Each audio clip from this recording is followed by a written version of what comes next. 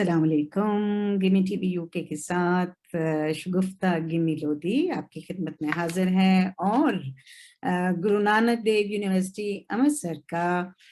मकाला लेके हूँ जनाब आपकी खिदमत में हाजिर। और मकाले का उन्वान है जदीद उर्दू नावलों में सकाफती तब्दीलियों की अक्कासी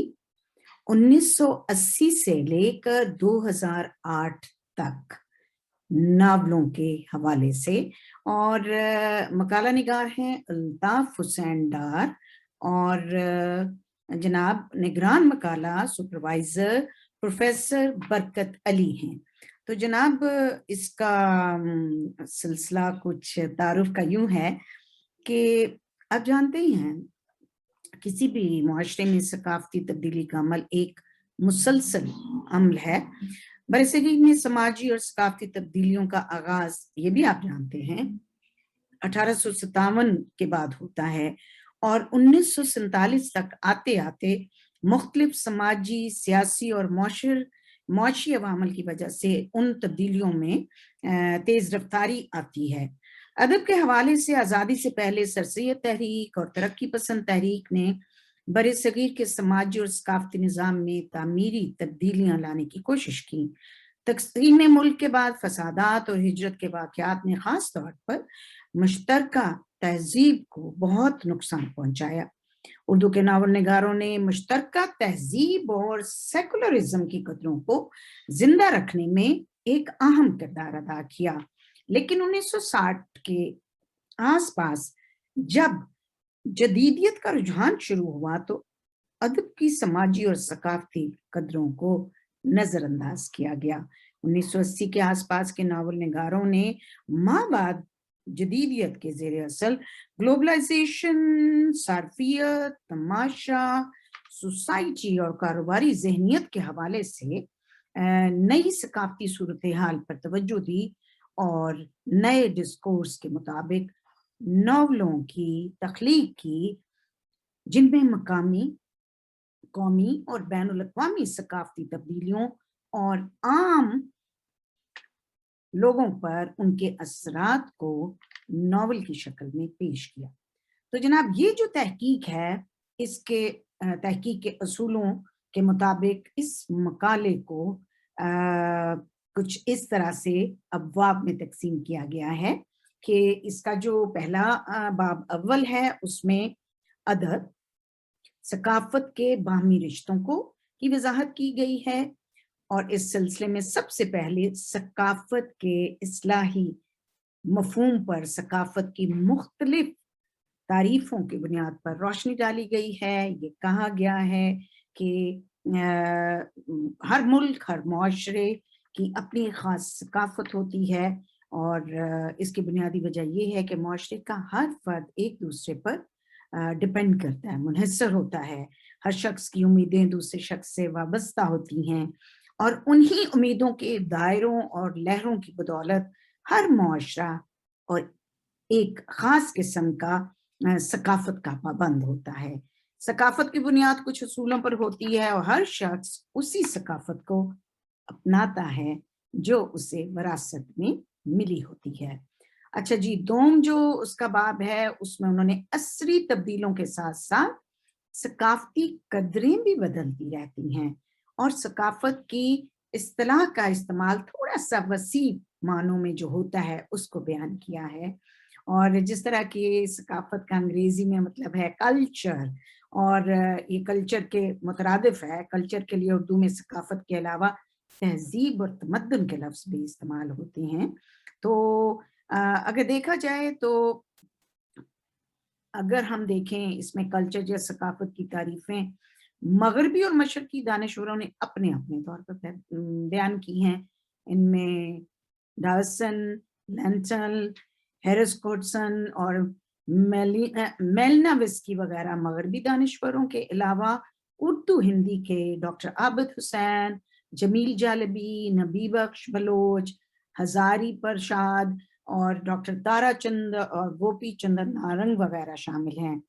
इस बाब में मुसलमानों की हिंदुस्तान आमद और हिंद इस्लामी सकाफत के आगाज़ो इत्तिका पर रोशनी डाली गई है। اور اس طرح سے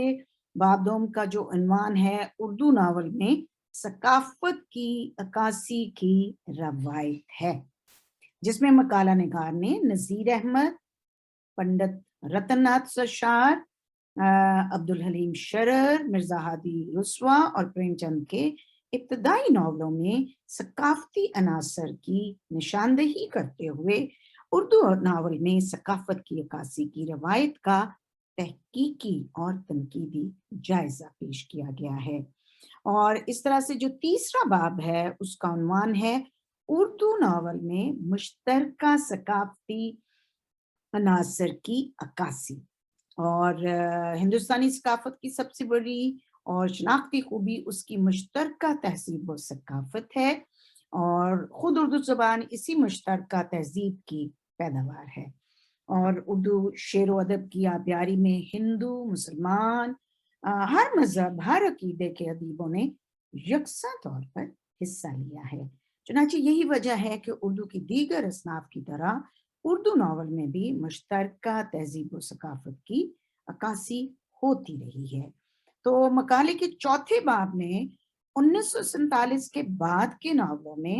ثقافتی تبدیلیوں کی عکاسی کی صورتحال کا ایک تحقیقی اور تنقیدی جائزہ پیش کیا گیا ہے۔ اور جناب یہ آپ جانتے ہیں کہ جو تیسرے باب کا عنوان جو اردو ناول میں مشترکہ عناصر کی عکاسی ہے، اس میں جس طرح کہ آپ کو پہلے بتایا کہ مشترکہ تہذیب و ثقافت، پھر جیسا کہ اس میں پہلے بھی بتایا کہ کس طرح سے اردو زبان خود اس مشترکہ تہذیب کی روایات لے کے آگے چلی ہے۔ اور اگر ہم یہ دیکھیں تو بہت ساری چیزوں میں تقسیم ملک کے بعد سعادت حسن منٹو، کرشن چندر اور راجندر سنگھ بیدی نے جو افسانے لکھے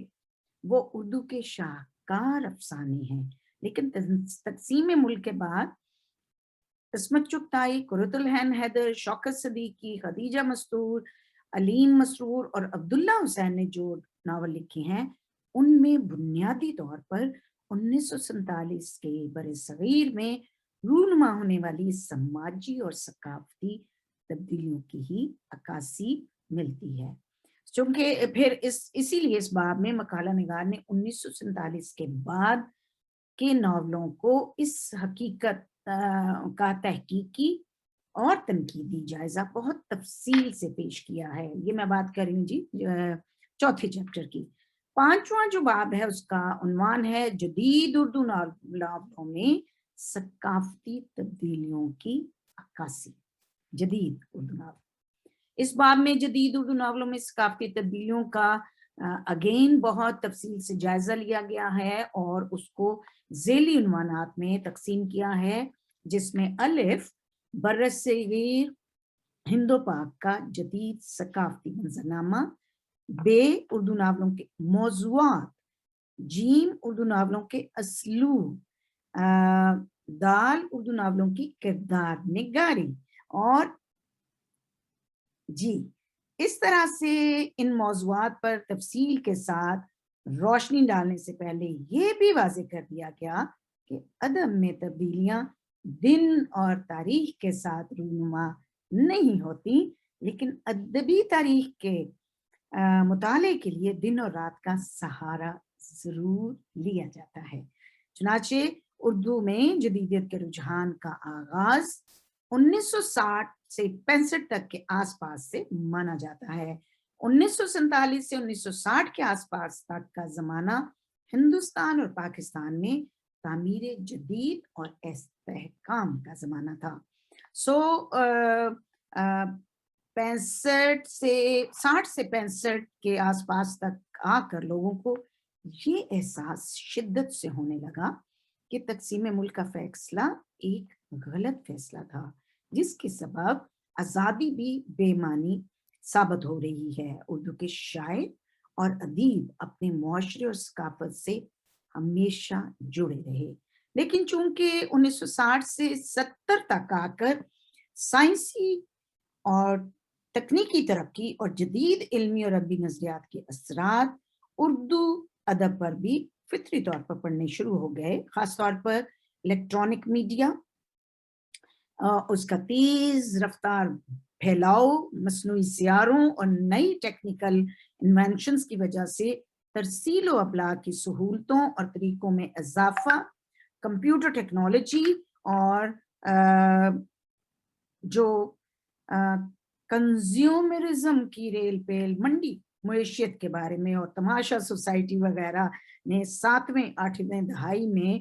ہی مغربی ممالک کی طرح ہندوستان اور پاکستان پر بھی معاشرت اور اس کی ثقافت پر بہت اثر ڈالنے شروع ہوئے۔ چنانچہ جو 7ویں 8ویں دہائی کے آس پاس کے اردو میں جو ناول لکھے گئے ان میں جدید ثقافت کو بیان کیا گیا، اور اردو کے بزرگ ناول نگاروں نے جن میں حیات اللہ انصاری، کرشن چندر، قرۃ العین حیدر، جوگندر پال، خدیجہ مستور، جیلانی بانو اور عزیز احمد وغیرہ شامل ہیں، 6ٹھی دہائی تک ثقافتی تبدیلیوں کی عکاسی اپنے ناولوں میں کر چکے ہیں۔ تو جناب اس کے بعد جب 1980 کے آس پاس ہم آتے ہیں تو اقبال مجید، انتظار حسین، انور سجاد اور قاضی عبدالستار سے لے کر